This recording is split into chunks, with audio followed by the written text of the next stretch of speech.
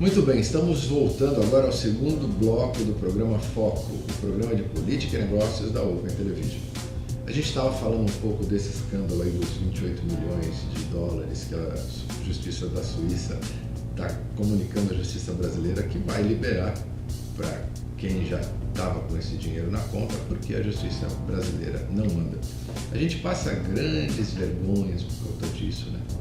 A gente tem situações muito delicadas aqui, né? Um povo muito sofrido, uma elite que ganha muito, uma desigualdade muito grande, né? Para vocês terem uma ideia, estava lendo outro dia, conversando com alguns amigos, que numa cidade da Alemanha tinha um grupo de pais de alunos, sabe essas escolinhas, né, de crianças, etc. E os pais de alunos se reúnem. É uma cidade pequenininha, né? Tá bom que eu não devo comparar o Brasil com a Alemanha, eu sei disso, mas olha que interessante. Nesse grupo, então, tinham 5 pais. Era uma escola pequenininha, numa cidade pequenininha, então tinham 5 pais. Um era diretor de uma multinacional, o outro era gerente, engenheiro, etc., de uma multinacional, o outro era um encanador, o outro era um músico da bandinha da igreja e o quinto era um consertador de janelas. Esses 5 faziam parte do mesmo grupo e eles decidiam as coisas que os pais fazem acompanhando as crianças, né? Me chamou a atenção essa diferença. Eu não sei se no Brasil nós teríamos a condição de ter um grupo assim tão dispar na nossa interpretação numa mesma escola.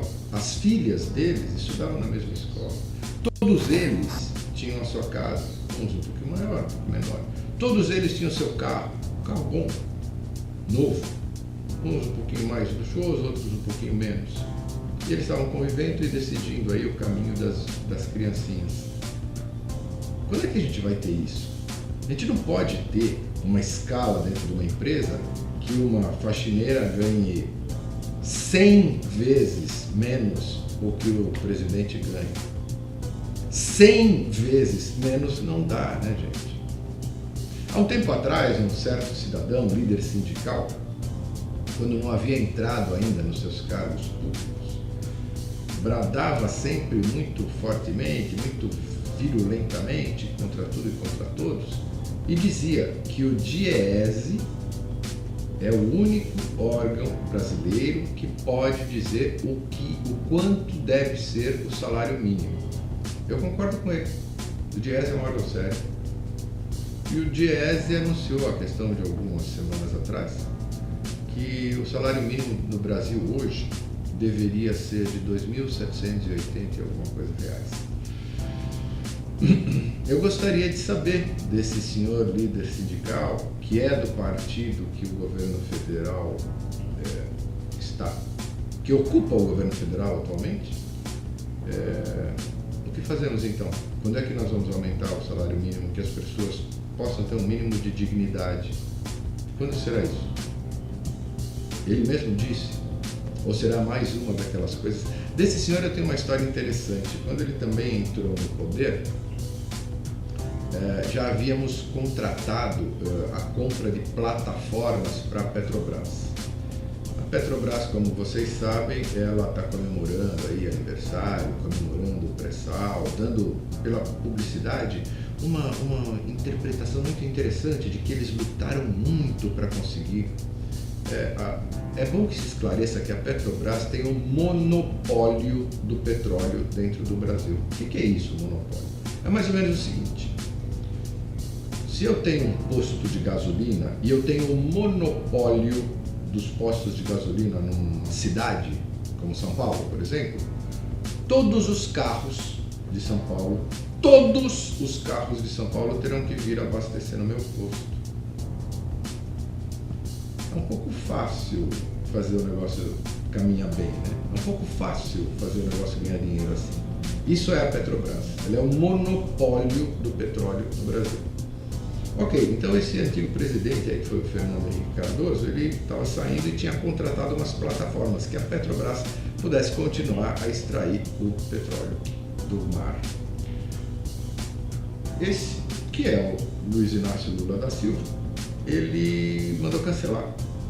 E dizendo, não é possível, a gente está comprando lá de fora, isso é uma porcaria, né? A gente vai, porque a gente tem uma indústria naval aqui, a gente vai fabricar aqui dentro. Poxa, que novos ventos, que notícia feliz, etc. Os empresários, então, desse setor se reuniram, fizeram investimentos, buscaram empréstimos, etc., para se preparar para fazer as plataformas, né? Hoje esses empresários estão entrando contra o governo, porque não foi pedida nenhuma plataforma para eles. Nós não compramos nenhuma plataforma lá fora, sabe por quê? Porque era muito dinheiro agora para comprar, e a Petrobras, essa que tem um monopólio, está no limite, ela não aguenta mais ter que ficar pagando emprego e salário de muita gente, porque a coisa está inchada, ela não aguenta mais ter seu dinheiro desviado para outras finalidades, ela não aguenta mais ter que comprar por um preço e vender por outro bem menor para segurar intenções do governo. Então, assim, estão quebrando a Petrobras. Então não pode comprar porque ela não tem dinheiro. Sabe qual foi a solução maravilhosa que conseguiram? Eles alugaram essas plataformas, porque aí não entra como despesa no balanço. Isso é questão de contabilidade. Eu não preciso comprar, então eu não vou precisar de dinheiro agora. Então aluga que eu vou dando um jeito para pagar, vou pegando emprestado do governo, vou fazer. Então naquela época nós poderíamos ter comprado essas plataformas e não compramos. Agora a gente aluga. Bom, mas pelo menos alugou dos empresários brasileiros, né? Para poder, eles que investiram, porque acreditaram, né, no que foi dito, né? Não, a gente está alugando das companhias internacionais. Isso é para chamar todos nós de idiotas, novamente.